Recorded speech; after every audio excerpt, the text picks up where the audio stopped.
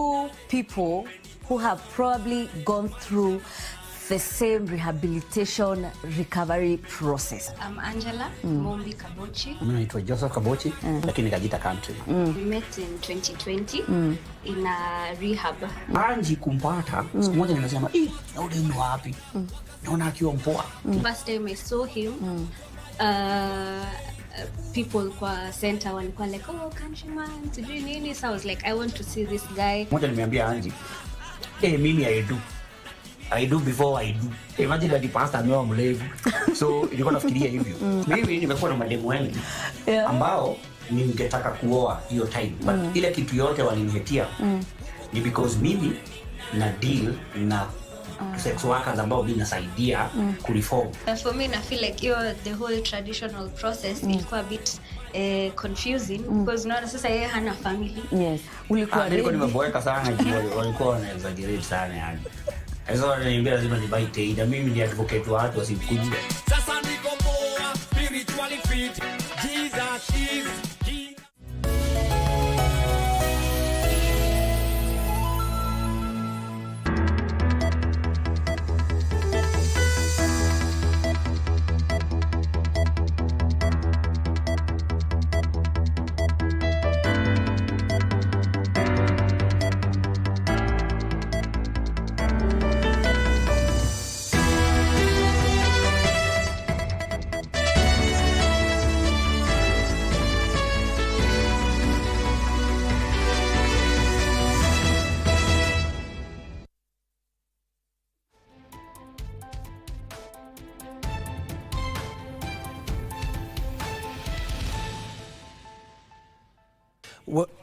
Well, we're coming on air with some unfortunate news that we're keeping an eye on in Mombasa County, where it has been declared that 3 people are missing and 19 others were rescued following a boat accident on Friday evening during the weekend ocean festivals.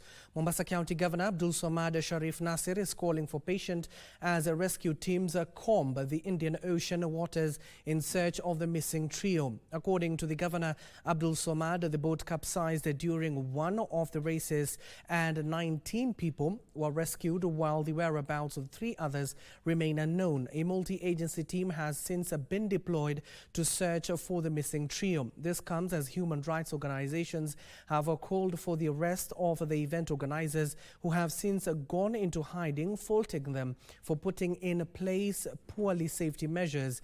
The event has since been cancelled. That is some of the stories that we're keeping an eye on at this hour. Very own reporter, that is Anne Buri, is working on that particular story. As and when we get the details, we'll be sharing them with you. Good afternoon. My name is Abdiaziz. Hashim, the sign language interpreter at the bottom end of the screen, is... I'll be telling you in a few. Now, moving on swiftly, Kenya Ports Authority has reaffirmed its commitment to environmental conservation with the ongoing mangrove restoration for ocean protection and increased forest cover initiative. Speaking at the Majoreni Mangrove Restoration Site in Kwale County, KPA Acting Corporate Communication Manager, that is Jones Bushere, says that the project is aimed at restoring and conserving mangrove ecosystem along Kenya's coastal region. He further said the initiative was a collaborative effort with the Kenya Forest Service and various community forest associations. According to Bushere, KPM has planted 10,000 mangrove seedlings as part of their restoration efforts since 2003.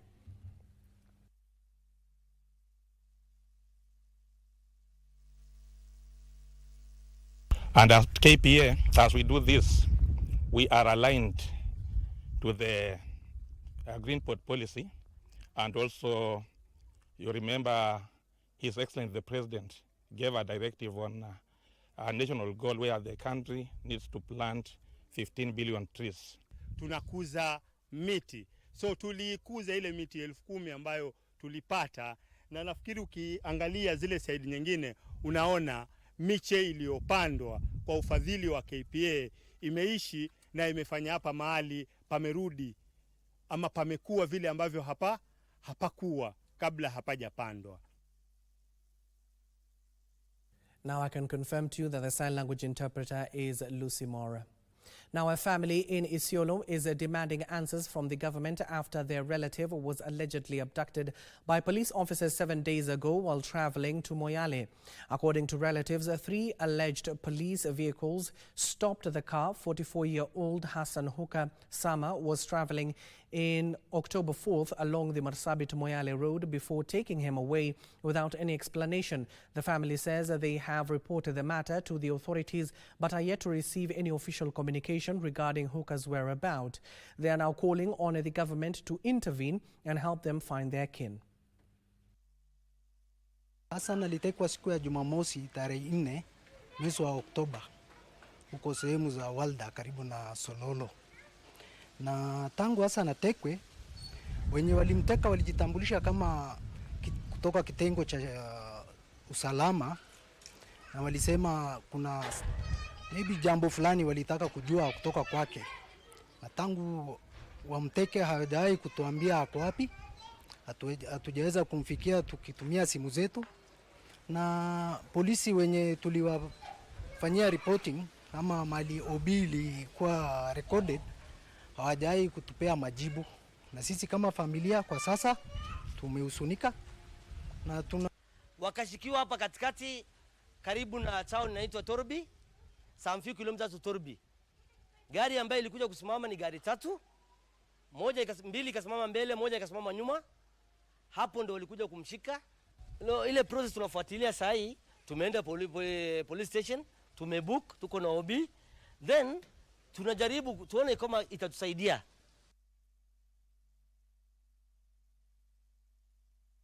And in other news, Defense Principal Secretary Patrick Mariru has announced that the Kenya Defense Forces KDF will open security roads in banditry-prone areas of Laikipia County to enhance rapid response to insecurity incidents.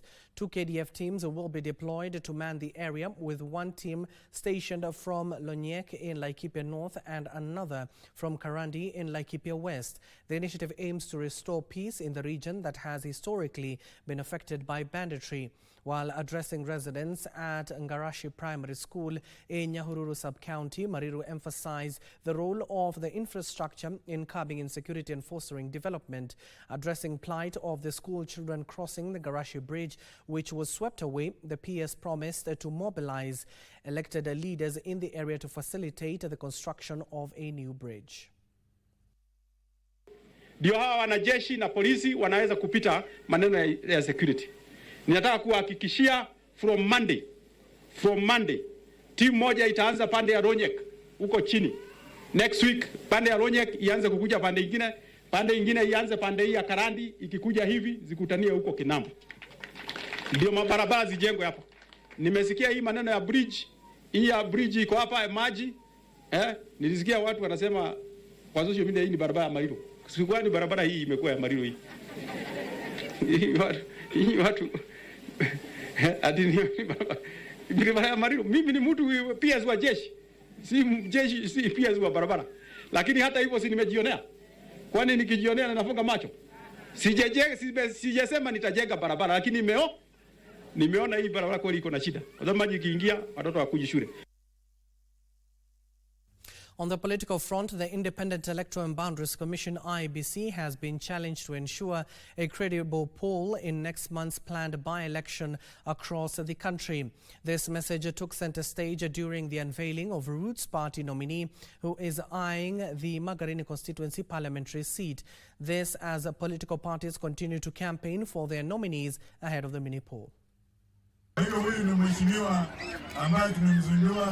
Speaking after unveiling the party's parliamentary candidate for Magarini constituency by-election, Roots Party leadership led by Professor George Wajakoya challenged the Independent Electoral and Boundaries Commission to ensure free and fair elections across the country. Wajakoya warned voters will lose confidence in the electoral process if the polls are marred by irregularities. IBC, tunaomba mfanye kura ya haki, openness, transparent elections. Sisi hatutaki tena kura ya Magarini iende tena kotini. Ile barabara iwe tekwa lami kama hizi zingine. Kisha mimi kama mbunge nitaiangalia vile itakavyotengenezwa, kwa sababu hiyo ni jukumu langu moja, oversight. He also faulted politicians for engaging in what he termed as divisive and abusive politics, saying the Roots Party will remain independent and will not join any political coalition. And Roots Party is on its own. Ingiliana na vyama vingine, because the ideas they have are the ideas we are running away from. So why should we come up and tuseme kwamba sasa sisi tunajiunga na ODM ama tunajiunga na Wiper ama na opposition? These people's mindset is the same. Elsewhere, Cabinet Secretary for Public Service, Human Capital and Special Programs Geoffrey Ruku continued to drum up support for UDA party parliamentary seat nominee from Mbeere North constituency, Leonard Wamudhende. Further, he hit out at remarks by former Public Service CS Justin Muturi on the National Government Constituency Development Kitty. Yale mazuri ambao tumewafanyia wanataka kukuja kuhakikisha imeisha. Na ndiyo maana juzi wakasimama pale Chicago wakasema ati ya kwamba kitu ya kwanza watahakikisha wakiingia pale bungeni ni kumaliza maneno yenu ya Mbeere North ya bursaries. And finally, the United Democratic Alliance nominee for the MCA position in Chewane Ward, Tana River County, Sophia Maro, continued on the campaign trail, pledging to promote development and strengthen the party's grassroots presence if elected. Mtashika mama yenu mkono ama hamtamshika? November 27, mtapigia huyu mama kura ama vipi? Oh, wanaume hoye. Ninawaomba hii kiti, mbali na kwamba tunaregeshea watoto ambao Kia anakaa nao, watoto wa marehemu, hii kiti tunaregeshea UDA. Sio kwamba huwakeva hadi wengine ambu ntaukuwa jama ambu ni kintu gani, lakini by right. Now back to our top story this afternoon. 3 people are missing and 19 others were rescued following a boat accident on Friday evening during the weekend ocean festivals in Mombasa County, where the Governor Abdul Samad Sharif Nasir is calling for patience as rescue teams comb the Indian Ocean waters in search of the missing trio. According to Governor Somad, the boat capsized during one of the races and 19 people were rescued while the whereabouts of 3 others remain unknown. A multi-agency team has since been deployed to search for the missing trio. This comes as the human rights organizations have called for the arrest of the event organizers who have since gone into hiding, faulting them for putting in place poor safety measures. The event has since been cancelled. What is currently being done is the Navy has mapped out the relevant areas so that each boat can be able to take a certain segment. It is not going to be, anything can be able to happen, so a possibility is that the bodies could be anywhere in totality. So tunataka kuambia watu wetu wavumilie, inaweza chukua muda mpaka hata 72 hours, 3 days hivi. So tunawaambia wastahimili, wapatie ile teams zinafanya kazi nafasi ya kufanya kazi, waweze kutafuta hizo mwili tuweze kuzitoa kwa bahari. Tumekubaliana na the organizing committee to suspend hiyo operation, hiyo mchezo. Leo ingekuwa siku ya kupatiana award, lakini tumesuspend yote, na pia hii area operation yote hatutaki boti zingine zikue isipokuwa zile zinatafuta mwili. Na kitu ambacho nilikuwa naomba pia ambao tuweze kupata msaada zaidi ni hiyo mambo ya hiyo hoteli iweze kuchunguzwa, kwa sababu ukiangalia hiyo video hawakuwa na hiyo life jacket. So hiyo safety ya hapa hakuna kabisa. Tungependa pia iweze kuangaliwa kwa sababu ilikuwa inasemekana leo ndo finali yao. Na pia tumeshukuru pia wameweza kuisimamisha, na pia tunashukuru pia wale ambao wanahusika kwa sasa. Kwa hivyo tunaomba tu kwamba process hii ya kutoa mili ikiendelea, na tutakapopata mili tuweze kufanya postmortem, alafu tuweze kutafuta njia za kupata haki kwa zile familia. Our call is for the immediate arrest of the organizer of this event. We're keeping a close eye on that particular story as and when our very own Ann Buru gets more details. She'll be telling us in our subsequent bulletins. Elsewhere, dozens of companies and public institutions have been recognized for their role in equipping young Kenyans with practical skills through the dual TVET training model. The industries and institutions were featured during the dual TVET mid-term project review and recognition gala at the Kenya School of Government. Now, Principal Secretary for TVET, Dr. Esther Moria, said the collaboration between industries and TVET colleges is already creating jobs and turning trainees into skilled professionals. The event honored employees and training institutions that have offered structured hands-on training to over 5,000 youth across the country.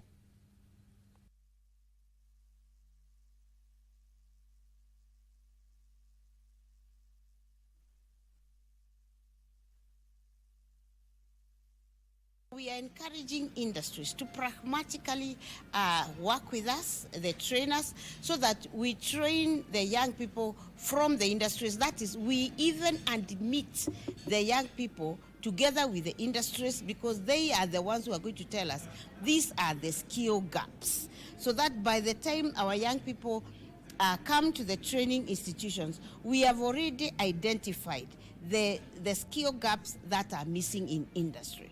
What I can say to other companies is they should embrace this. It is the best way to get loyal employees and competent engineers. When we train them not only for us, but also for the public. That is how we support dual training program. 14 minutes past the hour, we take our first breather. Don't go too far. We still have more for you to inform you as well when it comes to other stories making headlines at this hour, so don't go too far.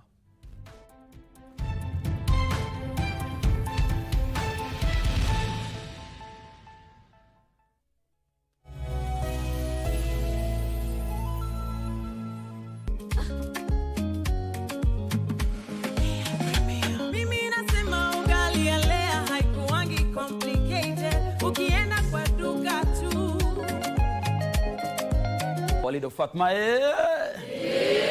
our little Fatma.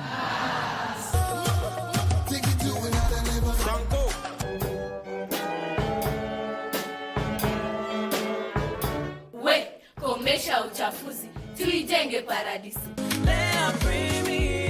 Lea Premium Flour, nurturing the world. Available in a store near you. They say that the eyes are the windows to the soul. Mwaka uliopita nikaanza kuexperience mwangaza unatoka hapa kwa jicho langu la left, una flash tu, nikakaa nikaanza ukapata jicho pande ya chini ya ioni, lakini pande ya juu inaona. From early signs of chronic illness to the impact of daily screen time. If you stay in your computer or your phone or your device, you may stay half an hour without one blinking, and this is very harmful. So please love your eyes. I'll do my crying in the rain. Baby, can I hold you tonight? Hold me now. It's hard for me to say I'm sorry. How deep is your love? How deep is your love?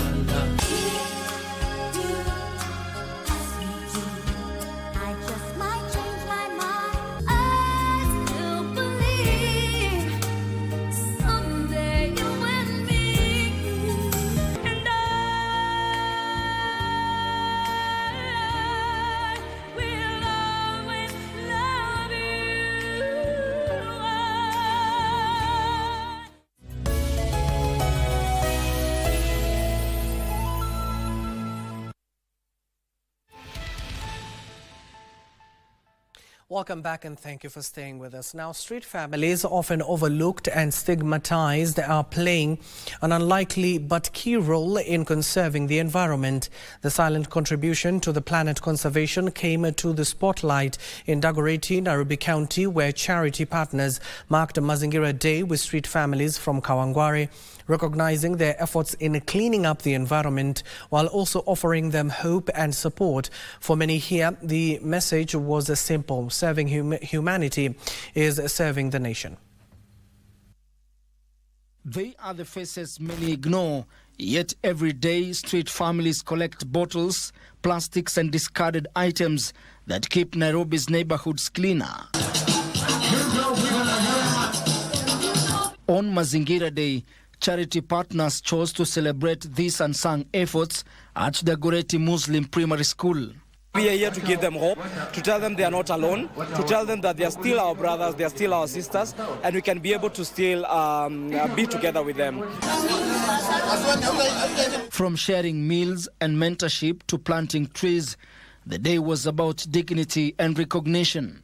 They have been also giving their stories. We've also been sharing some talks with them. We've also been having fun, playing together.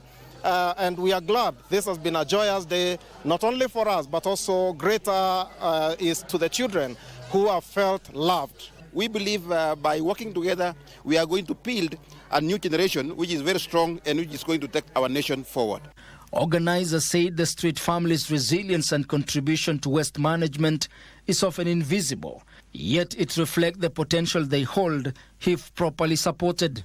Ndio bado tukaa mimi nafanya kazi ya takataka, nenda nikichokota huko hivyo nikichukua kwa maploti, kipeleka mali zinafaa.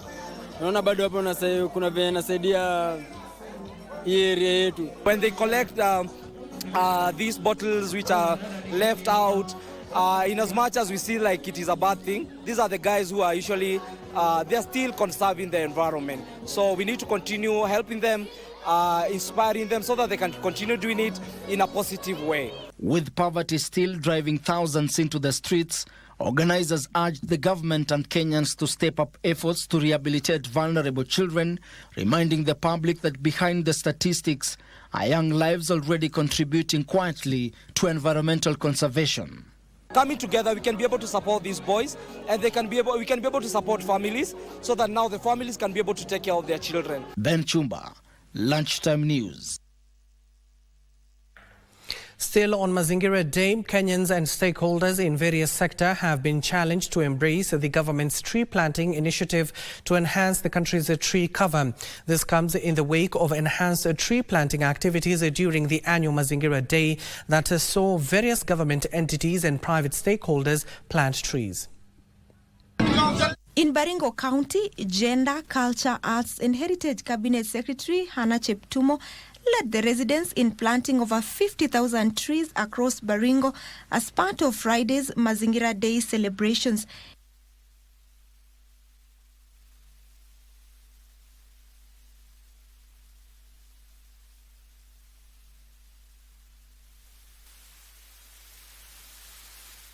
In Transmara, Principal Secretary for Tourism John Olotua was in Sakawa Primary School for a tree planting drive where he called on hospitality facilities to designate areas within their premises for tree planting as part of the ongoing One Tourist, One Tree initiative aimed at promoting sustainable tourism and environmental conservation. In West Pokot, Public Works Principal Secretary Joel Armonyang joined Kapsangar Primary School community in planting trees as a way of marking Mazingira Day celebrations. In Isiolo County, Petroleum Principal Secretary Mohammed Liban was at Uhuru Primary School. The event marked a strong commitment to environmental conservation. Kila mtu aende nyumbani kwake county aendeleshe hiyo sherehe kwa niaba yake. In Busia County, Principal Secretary's State Department for MSMEs Development Susan Mangeni and her economic and planning counterpart Boniface Makoha led the residents in planting over 10,000 trees at Bonandi Primary School in Funyula constituency. 74 million target ya miti. Ukiona hizi milima zetu hazina miti kabisa, so zile sehemu ambazo tutaweza kuzingatia sana kupanda miti huko kwa milima pia tuone tumelijaza miti. In Nandi County, county environment officials led the residents in planting trees across the region in marking Mazingira Day celebrations. The same script was replicated in Mombasa County. We are expecting 20,000 fruit tree seedlings to be received and to be shared across Nandi County. And this is courtesy of the State Department of Broadcasting and Telecommunication. Ni muhimu tupande miche ya matunda. Kwa nini? Kwa sababu matunda yanalisha, matunda yana shade, na matunda yana sustain. Opicho Chemtai for Lunchtime News. Elsewhere, Kenya is celebrating a milestone in its push for clean mobility, with taxi drivers in Nairobi County receiving electric vehicles under a new program aimed at transforming the transport sector. At the official handover, Moja EV manager Eric Lumalas explained that the shift is fully embraced could ease persistent challenges in the taxi industry, while also support national efforts to cut emissions and create jobs. He said the initiative targets drivers who are often excluded from accessing credit facilities by offering them a path to vehicle ownership instead of depending on daily rentals.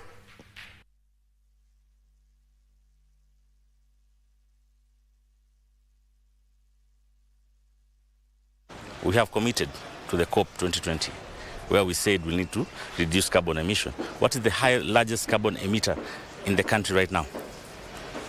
Mobility, vehicles, all right? So if you can go EV, we reduce the carbon emission, at the same time, create employment.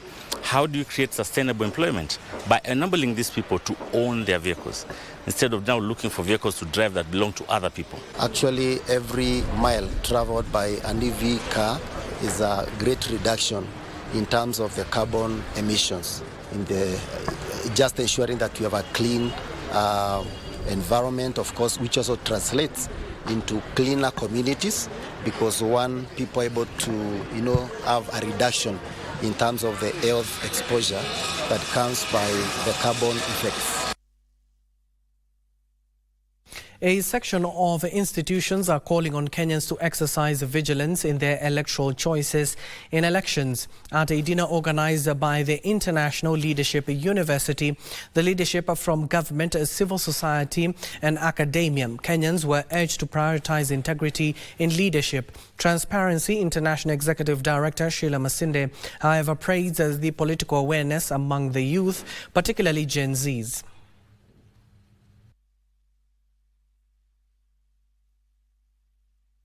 For the last 15 years, we wondered then what needs to come.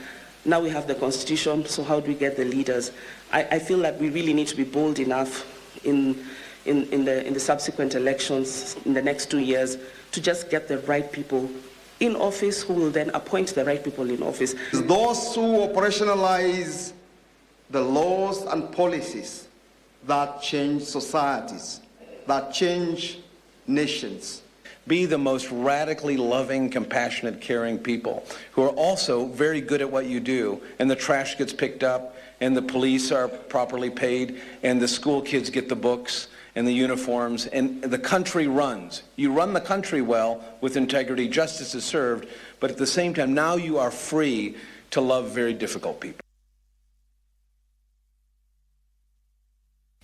Now, rising socio-economic challenges in the country are taking a heavy toll on the elderly, many of whom are now battling lifestyle-related diseases linked to stress and hardship.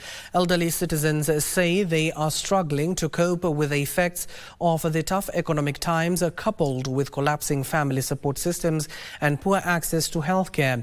This came to light during a free medical camp organized by the Munyiri Africa Foundation, where senior citizens called for more government and community support to ease their suffering.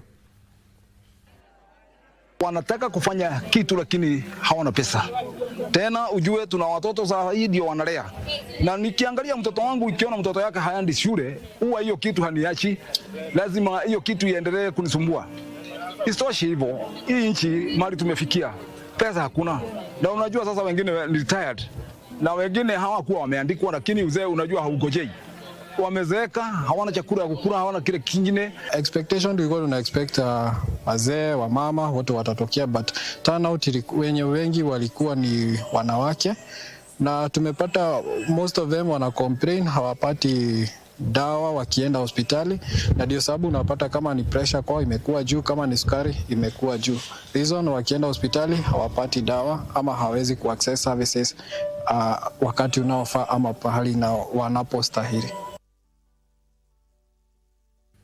The Ethics and Anti-Corruption Commission EACC is calling for a more collaborative approach from Kenyans to ensure it achieves its targets to weed out corruption.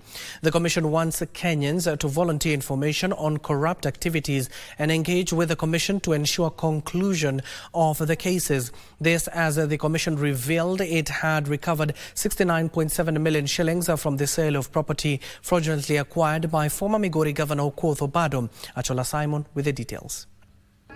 At the ongoing Kitale International Agricultural Show, Kenyans thronged the EACC stand to understand the operation of the anti-graft body in the region. It is here that the Commission called for more collaboration with the public in information sharing to ensure it fulfills its mandate. I want to tell Kenyans that the EACC is committed to the fight against corruption. We are working very closely and we want to encourage them to report corruption. Vincent Okongo from the Graft Prevention Department at the anti-graft body said misinformation was a major challenge. Okongo said there appears to be a disconnect between the public and EACC that has left Kenyans feeling dissatisfied with the Commission, yet the Commission has covered commendable ground in recovery and prevention of crime. For your information, over 90% of Kenyans know what corruption is. They are willing to support the war. The challenge that Kenyans have is a lack of proper information and sometimes what I call public apathy, because sometimes they have the perception that a lot is happening and a lot is also not being done to ensure the war is effectively fought. The Commission attributed its latest success to recovery of 69.7 million shillings from the sales of property fraudulently acquired by former Migori Governor Okoth Obado during his tenure as the Migori Governor. As we speak, in the last 5 years or so, we have recovered assets worth for 34 billion Kenya shillings. We have secured over 400 convictions in court. We are actually disrupted, averted the loss of 136 billion Kenya shillings, which could have otherwise been stolen. So we want to assure Kenyans that as EACC, we are playing our role to fight corruption. The properties sold include a 3-bedroom apartment along Riera Road in Nairobi, a 3-bedroom and a 2-bedroom apartment in Greenspan Estate in Eastlands, a mansionette at Greenspan, and a house in Loresho Ridge Estate. Achola Simon, Lunchtime News, Kisumu County. Here's the latest in sports. A 3-time Olympic champion and 5-time world champion Faith Kipyegon extended her dominance in the 1,500 meters, cruising to victory at the women-only track and field competition Athlos held in New York last night. The event, launched by entrepreneur Alexis Ohanian to spotlight women's athletics, was staged at Mekhan Stadium, where Kipyegon displayed her trademark composure to fend off Ethiopia's Gadaf Tsegay, clocking 4 minutes 17.78 seconds. Tsegay settled for second place, while American Nikki Hiltz finished third. This marked Kipyegon's second consecutive Athlos title, having triumphed in the inaugural 2024 edition with a time of 4 minutes and 04.79 seconds, ahead of Diribile Wilteji of Ethiopia and Kenya's Susan Ejore, who finished second and third respectively.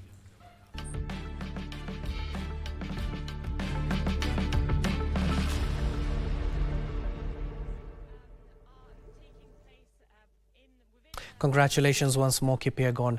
Now, defending champion Parasides Nyago of Kenya defeated Flora Mashela of Tanzania on Friday night to retain her Pulgicid Syndicate of Tanzania title as she made it 9 straight career wins out of 9 bouts.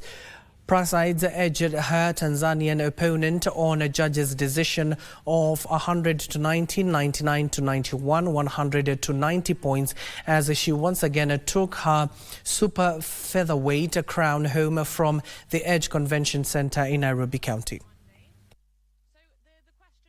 Praxidez Anyango once again proved to be the East African queen in boxing as she knocked out Flora Mashela of Tanzania to retain her PST super featherweight title at the Edge Convention Center on Friday night. Following her sweet victory against Tanzanian Mashela, Anyango now takes her impressive record to 9 straight wins, with 2 of them being knockouts.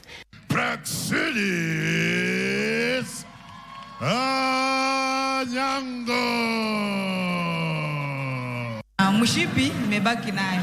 Akiutaka niko tayari tena. Na utaenda itabaki yangu milele. Congolese hard hitter Lucien Bam Bam Botumbe also danced his way to glory in the 7-bout card night promoted by Maurice Odera of UFS Boxing after he defeated Ugandan Kenneth Luchamuzi 98-92, 190-190 to become the new king for the vacant East and Central African middleweight title. Lucien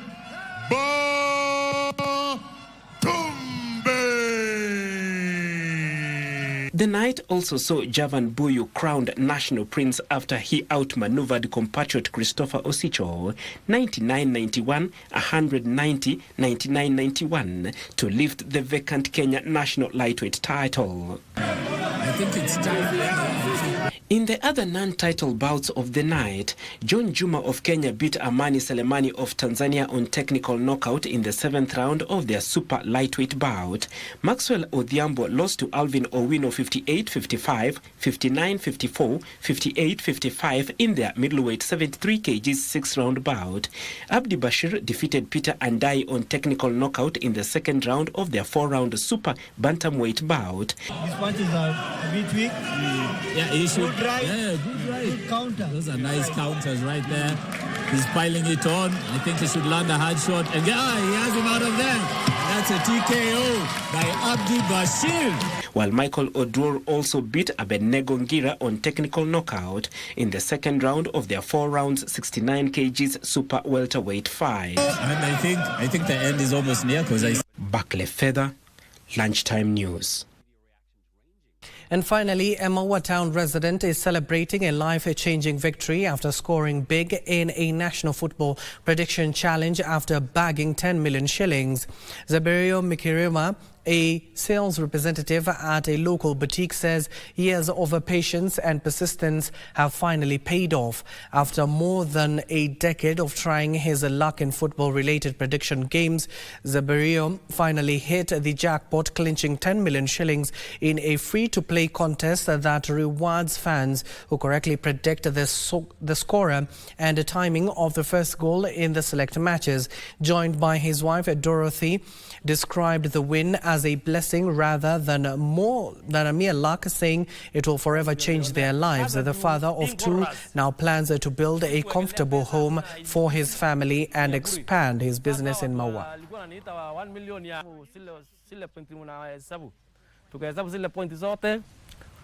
Tukiendelea kuhesabu akaona kama inafanana, nikamwambia inafanana. Kaniambia sasa wewe ndiye msindi wa chorus, sasa wewe ni milionea. Sasa juu in chorus sikuwekelea pesa, hakuna ilipiswi, ni ya bure. Sasa watu walikuwa wananiita 1 million ya Mountain, sasa watakuwa wananiita 10 million ya chorus. And that does it for Lunchtime News here on KBC Channel 1. Keep an eye on various other programs that are coming your way in just a few. But more importantly, our subsequent bulletins at 7 p.m. and 9 p.m. You can always find the latest on our webpage at www.kbc.co.ke. My name is Abdiaziz Hashim. The sign language interpreter at the bottom end of the screen is Lucy Mora. Good afternoon for now.